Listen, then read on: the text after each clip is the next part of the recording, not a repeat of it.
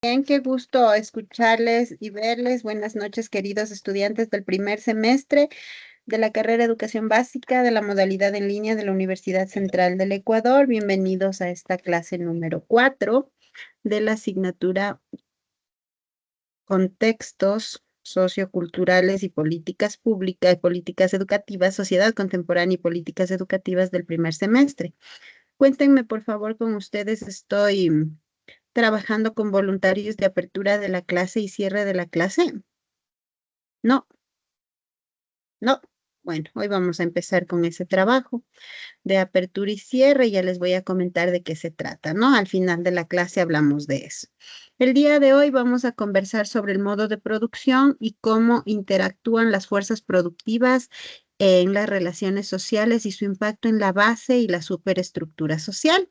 Pero antes de empezar, quería ponerles esta frase motivacional que es importante que ustedes como profesores conozcan que enseñar es un acto de optimismo, de entrega, de felicidad y que usted siempre va a encontrar una palabra de gratitud en las personas a las que usted está dejando un poquito de su vida en esto de la docencia, ¿no? Ustedes están empezando en el primer semestre y a medida que vayan avanzando en la carrera, usted se va a encontrar que el camino y las cosas se ponen solamente un poco más duras, más difíciles, porque este camino de la docencia es duro, es un trabajo de mucho sacrificio de tiempo, de mucha autopreparación, pero también es bastante gratificante porque cuando usted logra y ve los ojitos de un niño que ha aprendido gracias a usted o de una familia que ahora tiene un mejor contexto gracias a algún consejo que usted les dio, pues esa familia siempre le va a estar agradecida y eso es algo que ninguna otra profesión y que ninguna actividad económica puede pagar, ¿sí? Porque el abrazo sincero de un niño, la gratitud de una familia y pues el saber que está contribuyendo a la sociedad de una manera importante, pues es algo que le llena el corazón. Así que gracias usted por estar aquí, por decidir estudiar esto de la docencia que es interesante y que es la base que debería salvar a nuestro país y a nuestra región de la crisis de valores de todo lo que estamos viviendo, ¿no? El día de hoy vamos a identificar la interacción entre las fuerzas productivas, relaciones sociales y su impacto en la base y la superestructura a través de la ejemplificación práctica. Nosotros revisamos ya hace semanas anteriores, revisamos ya lo que son las clases sociales, los modos de producción, los medios de producción y cómo se interrelacionan con la educación, ¿sí? En cada época educativa, cómo la educación ha marcado el camino de cómo formar ciudadanos dependiendo del modo de producción que está rigiendo un país, ¿no? Entonces, hoy vamos a hablar de esta relación entre la infra y la superestructura social, pero para poder entender esta relación que existe con esto y la educación, debemos primero entender qué es la infra y la superestructura. Entonces, aquí en la lámina vamos a encontrar una explicación y un listado, ¿sí? Entonces, que nos indica que esto de la relación entre la infraestructura y la superestructura es el pilar fundamental de una teoría. ¿De qué teoría? De la teoría marxista planteada por quién? Por Carlos Marx. En los compilados usted va a encontrar información robusta sobre este filósofo, Karl Marx, y que va a arrojar esta teoría marxista información sobre cómo funcionan las sociedades y cómo las sociedades evolucionan, porque no es que la sociedad nació de la manera en la que está ahora, sino que nace, la clase anterior lo vimos, desde una comunidad primitiva, desde el trabajo de todos por todos, y luego va evolucionando, en algunos casos involucionando, quizá como estamos ahora en esta crisis de valores. Pero bueno, la teoría dice que cómo las sociedades funcionan y cómo evolucionan, ¿sí? Entonces, desde esta teoría marxista en el siglo XIX aparece este concepto que es importante que los ciudadanos conozcamos porque desempeña un papel crucial en cómo nosotros conocemos estas condiciones de los modelos sociales, de los modos de producción, de los dueños, de los medios de producción, es decir, estas condiciones materiales de cosas que existen y de producción y de cómo esto modela las instituciones, la cultura, las creencias, la estructura política, la estructura religiosa, la estructura social dentro de un determinado contexto, ¿no?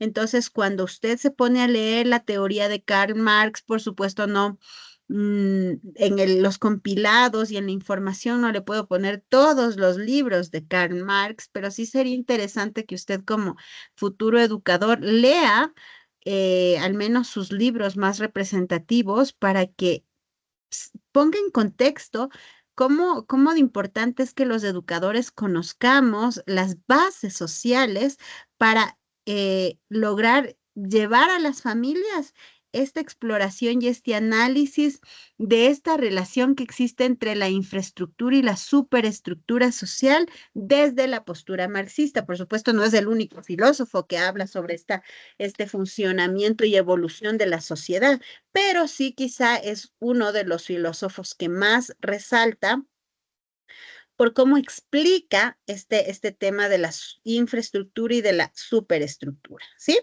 Entonces, esto es importante conocerlo porque además nos indica la lámina, nos lleva a desentrañar la complejidad de esta relación y la relevancia en el contexto actual, porque usted me va a decir, profe, siglo XIX, hace muchos años, ¿por qué seguimos hablando de esto? ¿Por qué seguimos aprendiendo esto?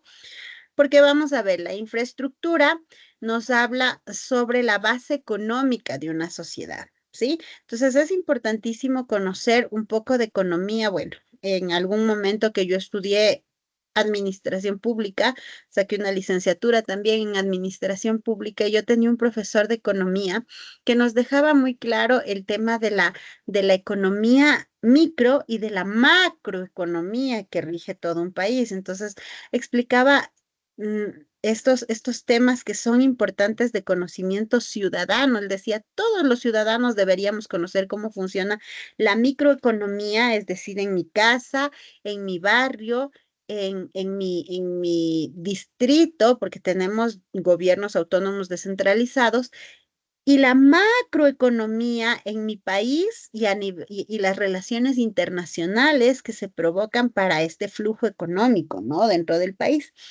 Entonces, si nosotros conociéramos esta parte de economía, más esta parte social de cómo las relaciones de la estructura y superestructura funcionan en la sociedad, entenderíamos un poco cómo los aportes ciudadanos, impuestos, tasas y demás, y cómo los beneficios sociales, subsidios, bonos y demás, y cómo el trabajo público, el sector público, que por supuesto lo subvenciona el Estado, cómo todas estas circunstancias afectan y mueven a la economía de un país, ¿sí?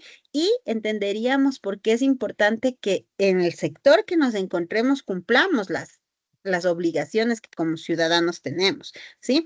Entonces, esta teoría es clave para entender cómo funciona esta economía y cómo influye en la superestructura, las instituciones, culturas, la política, etcétera, y los elementos que componen esta infraestructura, de acuerdo a la teoría marxista, son, por ejemplo, relaciones de producción, fuerzas, las que hablamos la semana pasada, ¿no? Fuerzas materiales de producción, fuerzas productivas, modo de producción, ¿sí? Aquí tenemos, bueno, vamos a ir viendo uno por uno. Por ejemplo, las relaciones productivas nos hablan sobre estas jerarquías sociales en el proceso de producción, ¿no es cierto? Que ya hablamos, pueden ser como el capitalismo, el feudalismo, el socialismo, el comunismo, y juegan un papel crucial sobre quién tiene el control de los medios de producción. Entonces, en el capitalismo, ¿quién tiene el control de los medios de producción? El capitalista, dueño de las empresas, dueño de los medios de producción, la maquinaria, la materia prima, ¿sí? En el socialismo, ¿quién tiene el control de los medios de producción? El Estado, porque su intención, en cuanto a la teoría, ¿no? Es la repartición equitativa de los bienes del Estado entre toda la población y así los diferentes modos de producción que ya vimos. En cuanto a las fuerzas materiales, incluye todos los recursos o herramientas que son necesarias para llevar a cabo la producción, los bienes, los servicios, ¿no? En este caso, la tierra, las fábricas, las máquinas, la materia prima. Entonces, quien posee tierra, máquinas, materia prima, tiene el control de estos medios de producción y por ende tiene una influencia significativa en la economía y en la sociedad. Las fuerzas productivas, en cambio, las fuerzas productivas son la combinación de tecnología, la mano de obra, la capacidad de producción que están disponibles en una sociedad en un momento dado. Entonces, estas fuerzas productivas determinan la productividad y la capacidad de generar riqueza y recursos. ¿Qué pasa, por ejemplo, en nuestro país actualmente? Y es un fenómeno que ha sido estudiado bastante por investigadores, ¿no? Que cuando existe esta migración, y no pasa recientemente, ya viene años con este fenómeno que existe una migración de las personas de las provincias productivas, ¿sí? Que las personas que tienen familias o que viven en familias vinculadas al agro, no necesariamente como dueños de las haciendas y de las tierras, sino como hijos de trabajadores de este sector agropecuario y ganadero. Los hijos de estas personas salen a las capitales de sus provincias o salen a la capital del país a estudiar. Entonces, ¿qué pasa y cuál es el fenómeno aquí? Que se quedan debilitados estos sectores porque la fuerza productiva está saliendo a estudiar alguna cosa que no es relacionada con el tema agrícola ganadero. Entonces se quedan ya en la ciudad trabajando de otras cosas y el sector agro y el sector ganadero se queda debilitado. Y hay personas, por supuesto, que no tienen esta oportunidad de estudiar y se quedan trabajando ahí mano de obra y como no ha estudiado, mano de obra barata y entonces sigue este fenómeno de explotación, ¿no? Entonces, las fuerzas productivas sostienen o son parte de la infraestructura, el modo de producción que es el sistema económico que predomina en un tiempo o un periodo específico. Y aquí decíamos, ¿no? El socialismo, feudalismo, capitalismo, comunismo, que ya hablábamos la clase pasada. La propiedad de los medios de producción, quién es dueño. Hay alguien que abrió el micro y está con eco, chicos, por favor. Aquí, ¿quién es dueño de las corporaciones, de las empresas, de la propiedad privada, ¿sí? O de la propiedad pública, como en el socialismo, por ejemplo, donde los medios de producción son propiedad del Estado o de la comunidad. Las formas de organización económica también forman parte de la infraestructura o estructura, que se refiere a cómo se organizan las actividades económicas en la sociedad, incluyendo la planificación económica, la producción, la distribución y el intercambio de bienes y servicios. Entonces aquí estas formas de organización dependen mucho de quién esté a cargo, ¿no? Si es en el capitalismo, generalmente las empresas influyen mucho en la forma de organización económica porque las empresas, al ser parte de la infraestructura que sostiene el Estado, dicen, ok, necesitamos, por ejemplo, que se reduzcan o se subsidien los precios de las semillas, me invento, o de los abonos. ¿Por qué? Porque soy dueño de las tierras y necesito bajar los precios en esto para poder producir. ¿Sí? Si en cambio soy dueño del Estado, o si soy en un sistema capitalista, si el Estado es dueño de los medios de producción, diré, bueno, necesito subsidiar el gas, la luz, porque es lo que tiene más a la mano las personas, ¿sí? Entonces, dependerá mucho esta forma de organización de quién esté a cargo. Y por supuesto, las clases sociales, ay, y por supuesto, las clases sociales que ya comentamos la clase pasada también forman parte de esta infraestructura. Ellos sostienen, ¿no?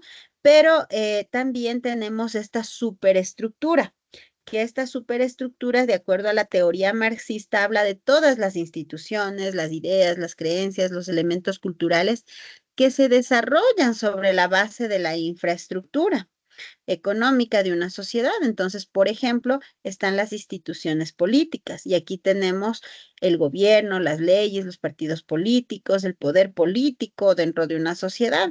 Es parte de las instituciones políticas. Tenemos las instituciones sociales, que son estas que marcan la organización y estructura de la vida social, la familia, la educación, la religión, las instituciones de caridad, etcétera. Entonces, como usted puede ver aquí dentro de la superestructura está la educación, que es el ámbito que nos compete a nosotros.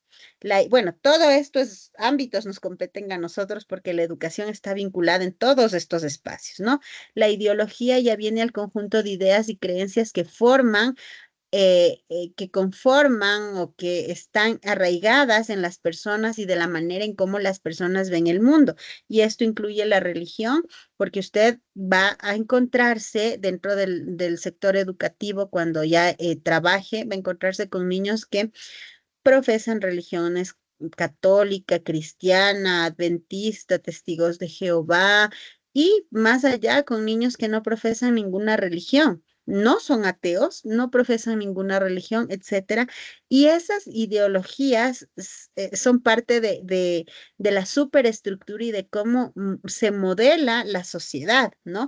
Esto también incluye además la filosofía, la moral, las creencias políticas, la se llama conciencia de clase, que hablábamos la primera o la segunda clase que vimos y cuán importante es que una persona tenga esta conciencia de saber a qué clase social pertenezco, ¿no? Para saber cuáles pueden ser mis luchas desde la clase social en la que yo estoy para no darle luchando a otra persona que esté en otra clase social y que esa lucha a mí no me va a beneficiar en nada, ¿no es cierto?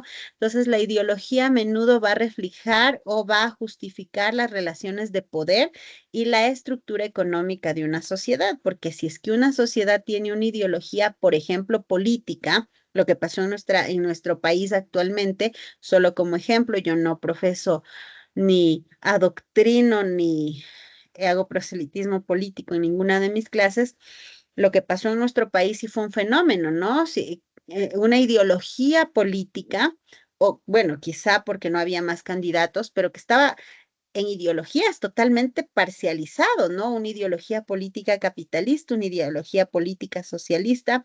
Por supuesto, otra cosa es hablar de sus representantes, ¿no? Estamos hablando aquí de la relación entre superestructura y el tema ideológico y cómo la sociedad se parcializa a una ideología política capitalista cuando la estadística nos dice la sociedad del Ecuador tiene en su mayoría una clase trabajadora. Entonces es una contradicción muy extraña y es un fenómeno que se ve actualmente y que bueno, yo lo justifico y lo digo, esto puede deberse a los representantes de las ideologías políticas, ¿no? Qué candidato y al final el votante es el que estudia y analiza, pero cuán importante también aquí es la comunicación, los medios, las campañas políticas, la inversión en las campañas para trasladar y también el desconocimiento y esta, les mencionaba la palabra desclasados sociales, cuando una persona no está consciente de la clase social a la que pertenece y no conoce esta relación entre la clase social y los modos de producción. Entonces, se da este fenómeno, ¿no? La estadística nos dice la mayoría de los ecuatorianos están en sector clase trabajadora, es decir, clase media baja o clase baja. No dice o clase media o clase alta.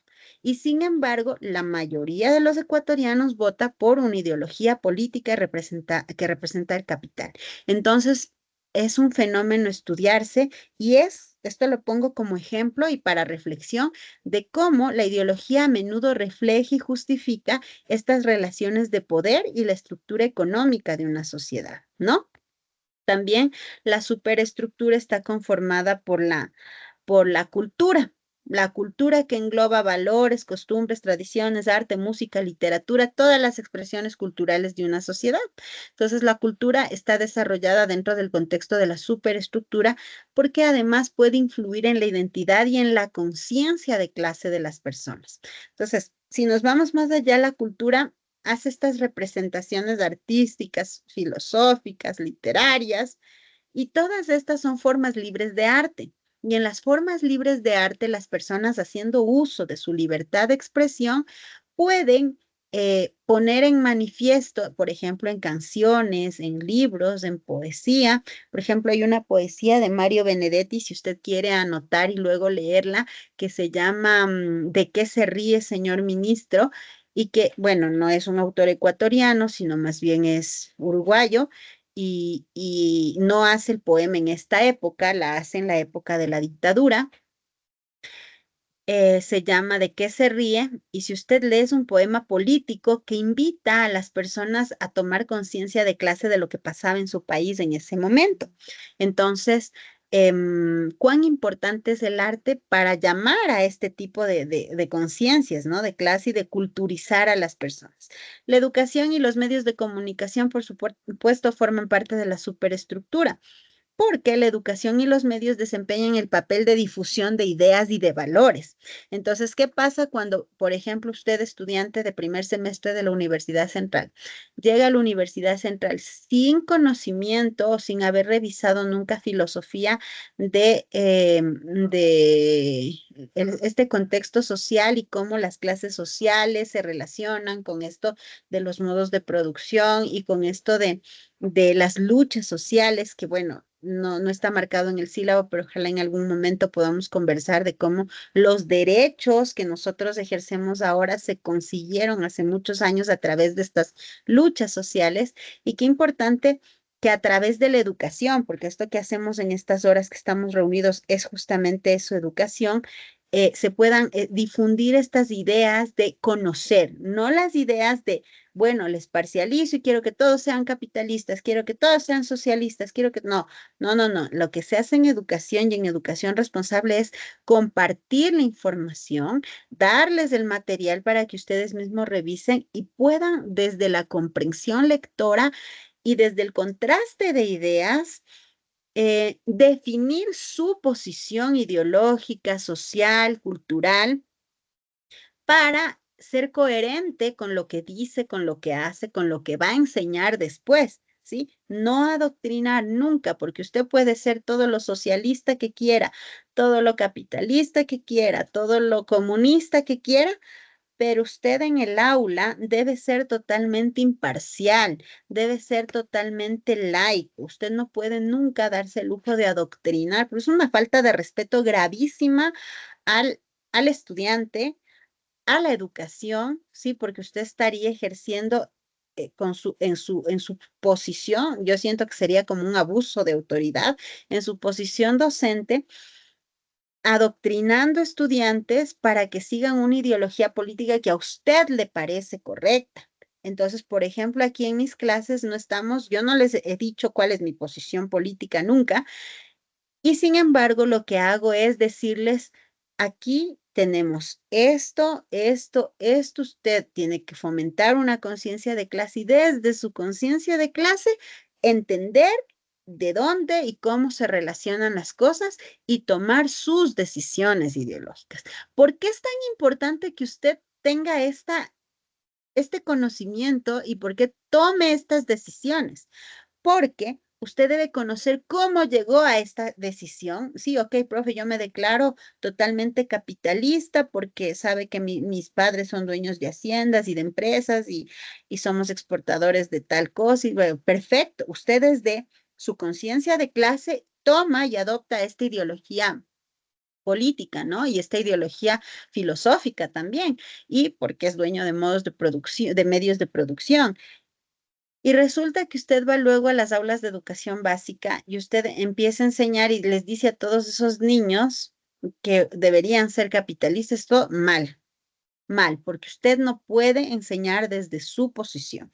Usted lo que debe hacer es enseñar objetivamente cómo pasa la historia y que el estudiante desde su realidad desde la realidad que él vive, desde la clase social a la que él pertenece y desde esa conciencia de clase, revisando, a ver, si fuera capitalista tendría que tener esto, esto, esto, si fuera clase media debería tener esto, esto, si fuera clase trabajadora o mis papás fueran clase trabajadora deberíamos estar aquí, ¿qué característica me representa? ¿Sí? Y el estudiante desde esa reflexión, ese análisis, ese autoconocimiento decide, ¿sí? Decide adoptar una ideología, pero que le representa, ¿de acuerdo? Entonces, esto de enseñar y de comunicar esta difusión de ideas y de valores van a ser utilizados para legitimar y perpetuar las estructuras de poder existentes o para cuestionarlas y para promover el cambio social.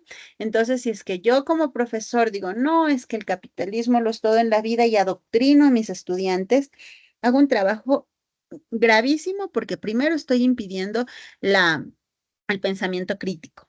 Luego estoy impidiendo el pensamiento reflexivo porque yo estoy ya como parcializado y les estoy diciendo a mis estudiantes lo que deben hacer.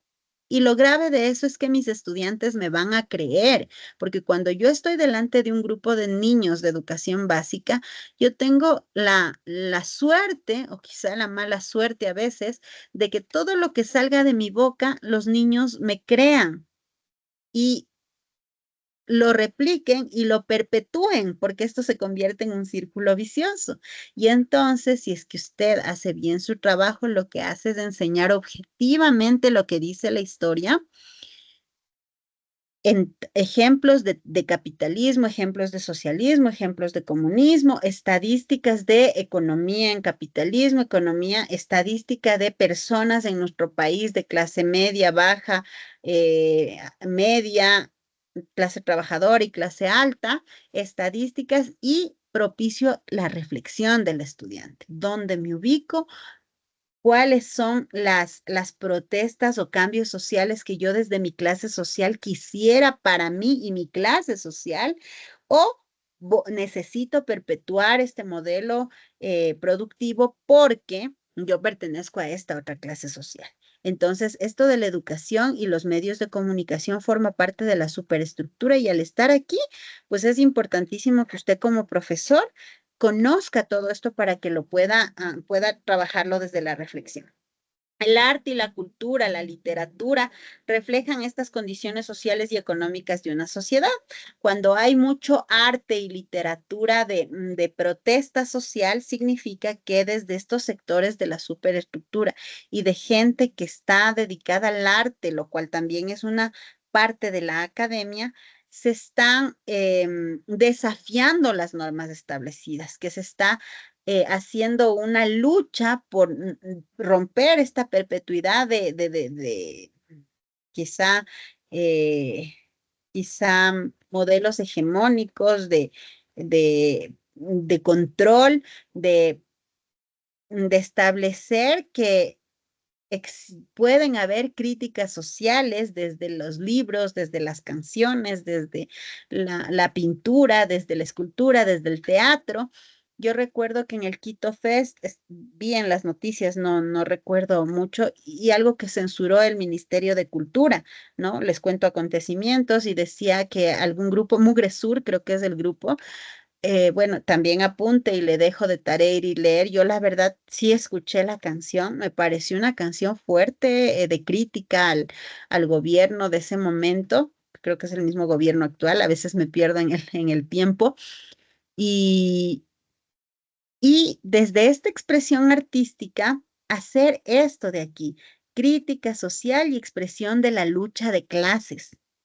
Entonces, bueno, usted puede apuntar este grupo que le dije y el evento lo busca en YouTube, lo busca en TikTok, pero el Ministerio de Cultura envió un mensaje y censuró este tipo de expresiones.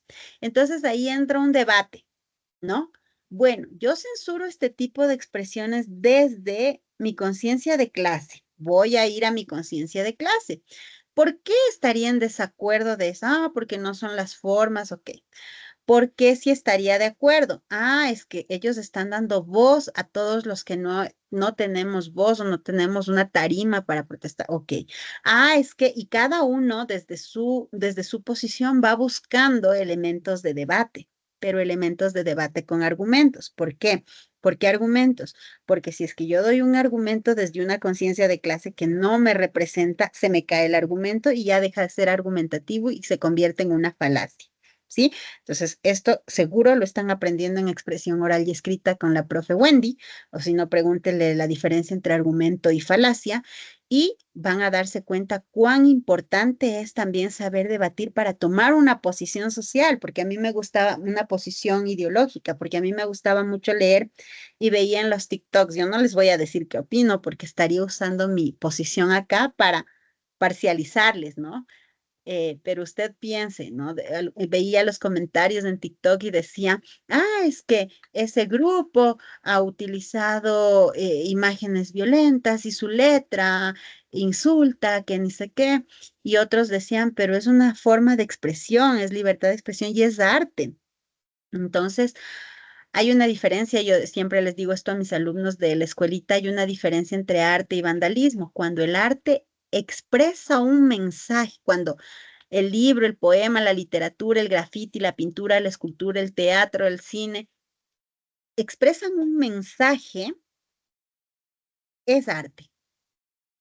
Cuando no expresan un mensaje, es vandalismo. Por más lindo que esté, es un corazón chueco todo ahí. Bueno, el corazón es iconográfico y expresa un mensaje, ¿no?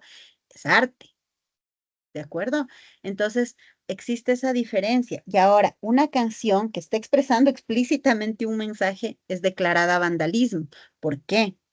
¿Sí? Entonces me voy más allá. ¿Quién la declara vandalismo? ¿Quién censura esa libertad de expresión? ¿Por qué? Y entonces usted entra a los videos, le dejo de hecho de tarea que busque esta noticia y vea los comentarios, ¿no?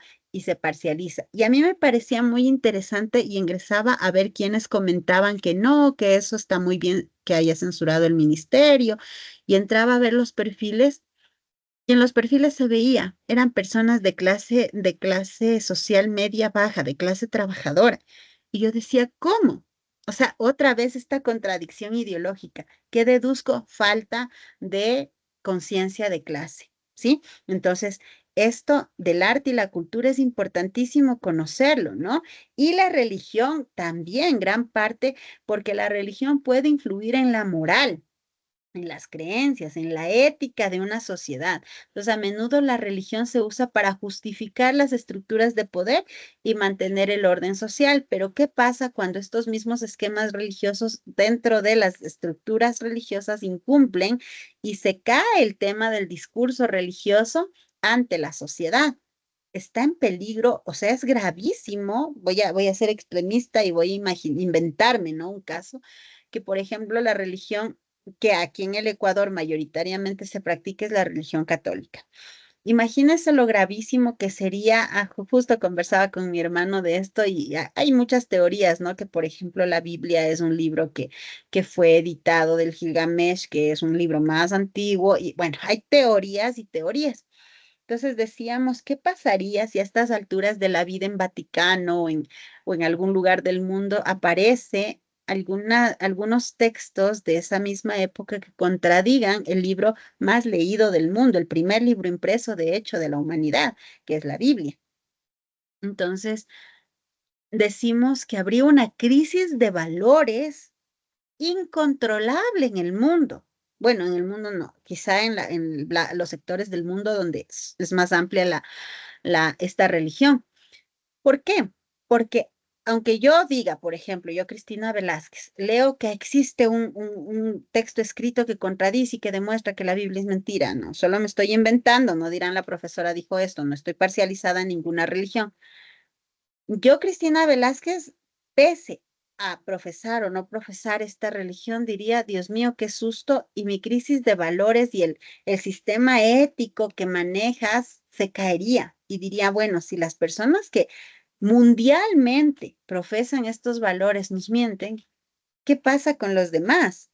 ¿Sí? Ahora, yo, Cristina Velázquez, soy una persona bastante relajada respecto a estos temas y procuro no parcializarme a ningún polo demasiado. Pero hay personas que profesan mucho la religión y que viven de religión, van todos los días a la iglesia, domingos, no se pierden la misa y etcétera, ¿no? Yo respeto mucho cada cosa, pero imagínese lo grave que sería para esas personas descubrir algo como lo que me estoy inventando.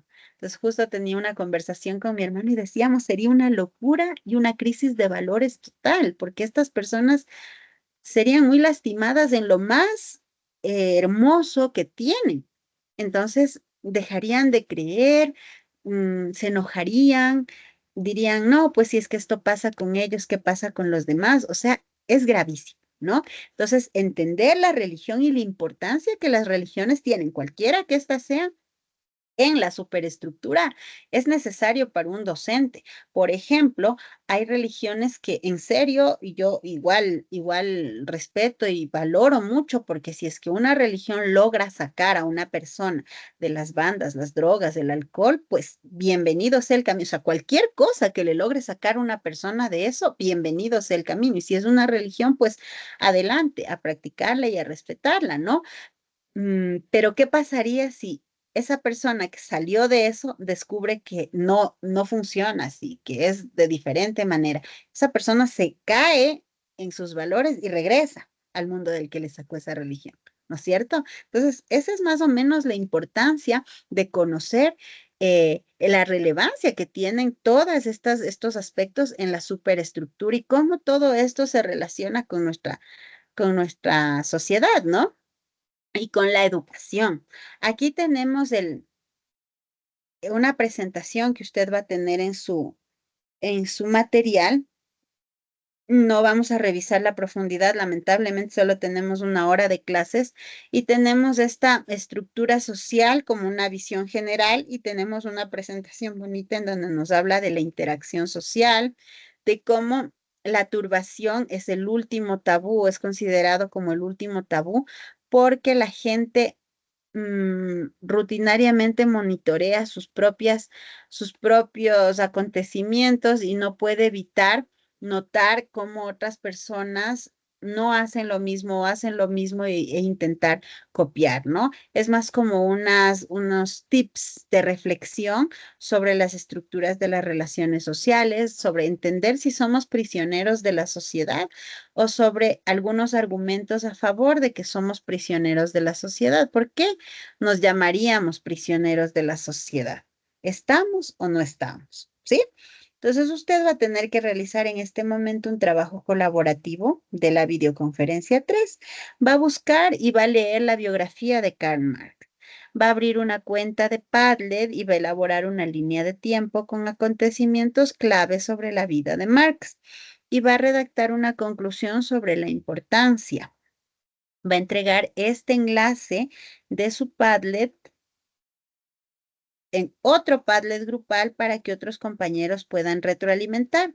Entonces, el Padlet grupal está donde dice aquí, ¿sí? Sociedad contemporánea y políticas públicas, que es el mismo que hemos trabajado. Aquí está, ¿sí?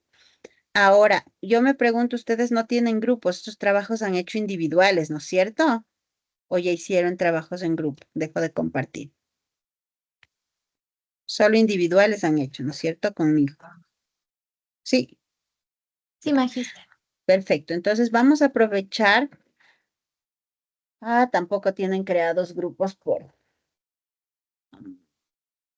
Ya. Entonces ya sé qué decisión tomaré. Vamos a, el día de hoy, crear grupos. Usted se va a juntar con 5 personas de su paralelo. Va a hacer grupos por afinidad, decida cómo, a través del grupo de WhatsApp, va a desarrollar habilidades de comunicación, ¿sí? Y va a formar 5 grupos, va a formar grupos de 5 personas. ¿Cuántos somos? 18. De 6 personas, para tener solo 3 grupos, ¿sí? Y con esas 3 personas va a trabajar, 6 personas, va a trabajar este trabajo colaborativo, pero hoy solamente va a formar los grupos, nada más, ¿sí? Hoy no hay que entregar este Padlet. El Padlet lo vamos a hacer la otra semana. Pensé que ya teníamos grupos, por eso era más fácil, pero como no los tenemos, Entonces vamos a formar los grupos nomás el día de hoy, ¿sí? O bueno, en el transcurso de la semana, porque los grupos deben estar listos hasta el próximo día lunes. ¿De acuerdo? ¿Sí? Sé que ustedes ya tendrán creados grupos porque en las materias de de 32 horas ya tienen que entregar hoy trabajos grupales, ¿no es cierto? Sí. Entonces, si es que ustedes quieren, pueden usar esos grupos que ya tienen para este trabajito. ¿Sí? Bueno, es decisión de ustedes cómo conformen los grupos, no voy a meterme en eso, pero sí necesito que sean de 6 personas para solo tener 3 grupos. ¿De acuerdo? Ah, pero estamos 18 conmigo. Bueno, será un grupo de 5 y 2 de 6. ¿Sí? Eso, chicos, solo la conformación de grupos es en esta hora. Michelle, su pregunta. Buenas noches con todos, licenciada. Mi pregunta es para los estudiantes que tal vez no han podido ingresar en este momento a su clase. Ellos, ¿cómo harían con los grupos? Porque igual a mí me toca comunicar por el grupo, porque igual me preguntan cuando tal vez no, por algún motivo no han podido ingresar a clases, cómo se hace con las personas, los compañeros que no están en clase, porque no somos 17 que como estamos ahorita. ¿Cuántos son? Somos como 20, 22 más o menos. 20 o 22. Ya entonces hagamos grupos de 5, como están en el grupos de 5 hagamos y debe haber 2 grupos de 6 porque sobrarían 2 personas. ¿Sí? Entonces todos deben tener un grupo para la próxima clase poder trabajar. Pero hágales acuerdo también a sus compañeros de que la asistencia es importante porque si no cumplen la base de 70% de asistencias pierden el semestre, ¿no? En esta materia, aunque tengan todo 20. Tienen que cumplir la asistencia del, del semestre, ¿sí? Entonces, eso, querida Michelle, organícense grupos de 5. Nada más, solo la organización de grupos, porque además de que están en semana de entrega de tareas con las otras asignaturas, así que no les voy a estresar, más que la creación de grupos. Y si quieren usar el mismo grupo que ya tienen en otras materias, pues mejor, ¿sí? Bueno, y ahora sí llegamos a la etapa en donde vamos a tener voluntarios. Les cuento de qué va esto, aprovechando que ahora hemos terminado con tiempo. A mí me gusta mucho darles escenario a los estudiantes porque ustedes van a ser profesores, ¿no? Entonces, como tales, necesitan escenarios para poder desenvolverse. A mí no me sirve hablar y hablar y hablar 1 hora como lo he hecho estas últimas clases, pero bueno, tengo 1 hora de clases, la primera vez que me dan 1 hora, normalmente tengo dos en donde puedo hacer esta interacción con los estudiantes, pero con 1 hora me ha resultado complicado. Hoy no tanto porque creo que empezamos súper puntuales y además hicimos la introducción breve y no pudimos hacer esta parte del Padlet, ¿no? Todas esas razones llevan a que me haya quedado 17 minutos para hablar de los voluntariados. Entonces, ¿qué pasa? Que en cada clase a mí me gusta tener 3 voluntarios.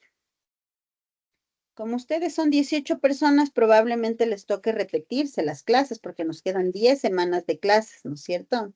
Entonces, si en cada clase hay 3 voluntarios, en 6 semanas yo voy a terminar los voluntarios y el resto de semanas se repetirán voluntarios, ¿sí? ¿En qué consiste esto? Un voluntario, se llama voluntario 1, abre la clase, 7 en punto, no, en el caso de ustedes, 9 en punto. Empieza la clase, saluda y dice, compañeros, estamos en la clase de ta materia, esta es nuestra quinta videoconferencia, el tema para hoy es este, pero yo les voy a hacer una dinámica y abre la clase con una dinámica, ¿sí? Para esto tiene 5 minutos y puede hacer todo lo que quiera en cuanto a creatividad. O sea, es carta libre y carta abierta, ¿sí? Lo que no puede hacer, por supuesto, son cositas que transgredan las normas de sana convivencia social, pero de ahí para allá, todo puede hacer. Creatividad total. Eso hace el voluntario 1. Tengo un voluntario 2 que quizás es el voluntario que más aprende, porque el voluntario 2 debe fijarse en el sílabo y ver qué tema nos toca hablar esa semana y preparar una exposición sobre ese tema, ¿sí? Profe, ¿nos va a calificar? No, no, no, aquí es escenario para que usted se exprese y aprenda, ¿sí? Entonces, presento una exposición, habla, profe, ¿de cuánto tiempo? Aquí puede ser desde 5 minutos hasta 25, ¿sí? ¿Por qué? Porque si usted hace muy bien su trabajo de exposición y de una clase espectacular, yo abro el micrófono solo para pedir aplausos y felicitarle, ¿sí? Porque usted va a explicar el tema que nos toca. Pero obviamente yo estoy en conciencia de que ustedes están aprendiendo y si es que se equivoca en algo, si es que omite algún subtema, si es que de repente usted leyó en lugar de exponer y no se entendió nada, yo tengo mis diapositivas preparadas y yo haré el resto de la clase o reforzaré lo que falte, ¿no? Ese es el voluntario 2. Y el voluntario 3, en cambio, cierra la clase.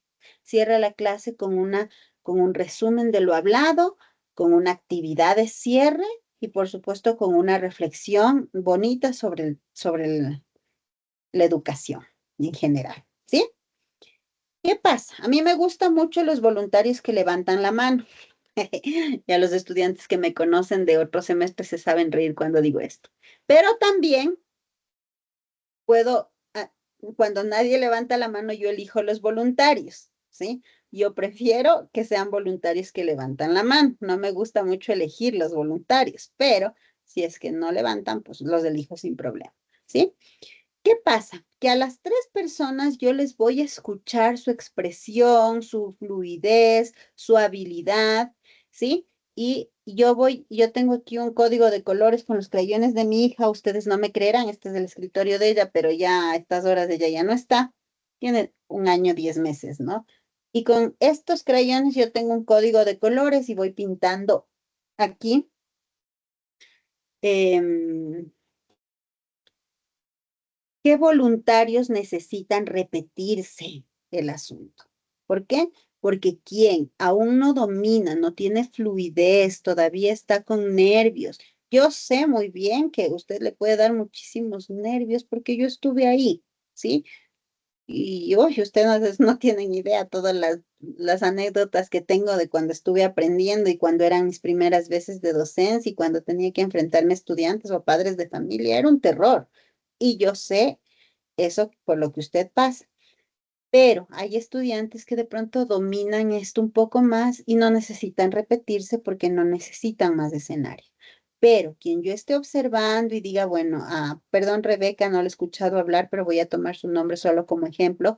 A Rebeca todavía le veo nerviosa, todavía está hablando bajito, todavía no fluye. Entonces Rebeca va a repetirse el siguiente voluntariado o al final Rebeca yo ya le pongo mi código de colores y se repite el voluntariado en la parte 2, que es donde más tienen que expresarse, ¿sí? ¿Con qué fin? Ay, es que la profe me va a castigar porque no hable duro, duro. No, el fin es darle escenario para que practique, ¿sí? Es la enseñanza, ¿de acuerdo? Tampoco es para que yo no hable y yo no haga mi trabajo. Yo mi trabajo lo tengo aquí en mi presentación y lo van a tener en su clase, pero necesito que ustedes hablen e interactúen, ¿sí? ¿Qué puede pasar también? Por ejemplo, yo veo a Damaris sin la cámara prendida y yo no sé si Damaris está aquí y yo le podría decir tranquilamente, Damaris, Anaí Bastidas Torres, tenga la bondad, coménteme todo lo que expuso Rebeca en su exposición. Si Damaris no prende la cámara, no me escucha, no me dice si, profe, en este momento voy a comentar, Damaris no está. Por más que me salga en la asistencia, yo estoy haciendo una pregunta, estoy haciendo un requerimiento y no da señales de estar aquí, ¿cuánto tendrá en la asistencia? Pero, ¿no es cierto? Porque no es de cuestión conectarse, es cuestión conectarse y estar presente, ¿no? Cuando usted va a educación presencial, usted no va donde el profesor a las clases y está así, ¿no es cierto? O usted no va donde el profesor a las clases con una funda en la cabeza y no se le ve el rostro. Usted está presencial y el profesor está interactuando con usted, ¿no es cierto? Otra cosa que me olvido, usted va a clases presenciales y no es que en media clase se levante y se va, ¿no es cierto? Porque también cuando me descargué asistencia vi el otro día una señorita o señor, no recuerdo, eso es lo bueno mío, que no me sé acordar los nombres para luego hablarles, solo me acuerdo el caso, pero no el nombre, que se ha ido a las 9:34. ¿Cómo le pongo asistencia? sea, cuando yo estoy revisando, siento como que yo estuviera en un aula presencial y alguien en media clase de lo que estoy hablando se levantó y se fue. Eso pasó, de hecho, ¿no es cierto? Entonces, ¿cómo le pongo asistencia? No va a pasar, ¿sí? Entonces, usted tiene que tener autodisciplina, prender la cámara, estar con el micro listo, estar haciendo actividades de expresión, aunque no prende el micrófono. Por ejemplo, Priscila está sonriendo, está haciendo así cuando yo dije, ¿cómo le pongo asistencia? Priscila está conmigo aquí interactuando, ¿no es cierto? También Diana está como diciendo, no puedo creer, y aquí hice una expresión como así, no puedo creer que alguien se haya ido a 9:34 porque yo no concibo la idea de que alguien en media clase se levante y se vaya. No sé ustedes, sí, ¿no es cierto? Entonces, hay que tener cuidado con ese tipo de cosas. Aquí tengo anotadas todas las observaciones, ¿no? Entonces, usted no cumple la hora de asistencia. Mire que es solo una hora, no le puedo registrar asistencia. Va a tener falta, profe, es que yo sí estuve, le descargo la asistencia de Teams y le digo, sí, estuvo 25 minutos, la clase es de una hora, ¿sí? Entonces, por favor, tenga cuidado con eso. Bien, por si acaso el Teams también me indica que usted estuvo con cámara apagada, que usted no levantó la mano ni una sola vez, que no abrió el micrófono ni una sola vez. Si estuvo con cámara apagada es no estar, ¿no? Entonces, por favor, tenga cuidado con eso. Vamos, entonces ahora sí, voluntarios. Yo ya expliqué de qué se trata y sobre todo dije que me gustan mucho los voluntarios que levantan la mano. Es preferible, y si usted dice, profe, es que tengo nervios, pues láncese con nervios, porque es preferible que usted practique aquí, que practique conmigo, a que luego usted tenga que practicar en prácticas, le dejen a cargo de un grupo de estudiantes y que usted esté, Diosito, y ahora como hago, profe, estoy nerviosa, me acordé de un chico, Paul, hace unos 2 años que estaba en sexto semestre de presencial y me asignan y me entregan el chico así, yo siempre digo, como le trajeron a usted como un muñequito, porque es casi de la mano, le trajeron y le dijeron, profesora Cristina, él va a hacer prácticas con usted. Yo, ¿cómo está? Mucho gusto, bien, profe, pero le veía pálido al muchacho. Le digo, ¿qué le pasa, Paul? Dices que estoy súper nervioso, profe, yo no puedo hablar con los amigos, pero se está en sexto semestre, ya de haber hecho prácticas. No, profe, es la primera vez que digo, bueno, en algunas modalidades tienen prácticas en otros semestres, qué bueno que ustedes tengan desde primero, pero ese huevo estaba pálido, le dije, párese frente a los alumnos y salude. Buenos días, chicos. Le digo, salude duro, si ni yo no le voy a hacer caso así. Y de ahí, bueno, le tuve que ir formando. Por eso las prácticas son importantes, porque usted puede tener en papeles todo 20 y el rato que separa a los alumnos, ¿no es cierto? Entonces, voluntarios. Y qué lindo, ya tengo 3 manos levantadas. Seguramente serán las 3 voluntarias. Veamos. Madeleine Eliana Mero, ¿qué voluntaria quiere ser? Profesora, muy buenas noches con todos. A mí me gustaría, para empezar ahorita, con la 3, cerrando la clase con una reflexión. Madeleine será, ay, ya le anoté en la 1. Madeleine Mero, voluntaria 3, correcto. Señorita, baje la mano, Madeleine, por favor. Michelle Stephanie Mosquera, ¿qué voluntaria quiere ser? Eh, Voy a ser la voluntaria número 2, si les parece. Muy bien, claro que me parece. Michelle Stephanie Mosquera. Y Emily, ¿cómo se pronuncia? ¿Kenice? Primera vez que Buenas, tengo una alumna con ese nombre. buenas noches, Kenny. Cristina, Kenice. la no sé quién es. Kenice. Me gusta mucho las primeras veces y esta es una primera vez en mi vida que tengo una alumna con este nombre. Kenice, Emily Kenice Zambrano. Usted va a ser voluntaria 1, ya solo le quedó ese. Si quería ser la voluntaria 2, ya ni modo, le toca aguantarse las ganas de ser la voluntaria 2. Les cuento que hoy me acaba de pasar un fenómeno nunca antes visto en este semestre, porque esto hago en todos los semestres, y cuando pido los voluntarios, todos quieren ser voluntario 1 y voluntario 2. Entonces, Michelle, desde ahorita usted ya tiene como una buena impresión mía que yo tengo una buena impresión de parte de usted, ¿no? Porque digo, me da curiosidad y me gusta mucho la idea de que alguien me haya dicho, profe, quiero ser voluntaria 2. Me gusta mucho la idea. Y esto que acaba de pasar me hace reflexionar en algo que les quiero compartir. No siempre tenemos un escenario y no siempre tenemos las puertas abiertas, pero del mundo, ¿no? Del mundo, de las oportunidades y demás. Y de repente alguien nos da un escenario. En este caso, por ejemplo, yo estoy dándole un escenario y una tarima a 3 personas para el próximo día martes. Y cuando alguien nos da un escenario, usted tiene que aprovechar ese escenario lo máximo que usted pueda. ¿Sabe por qué?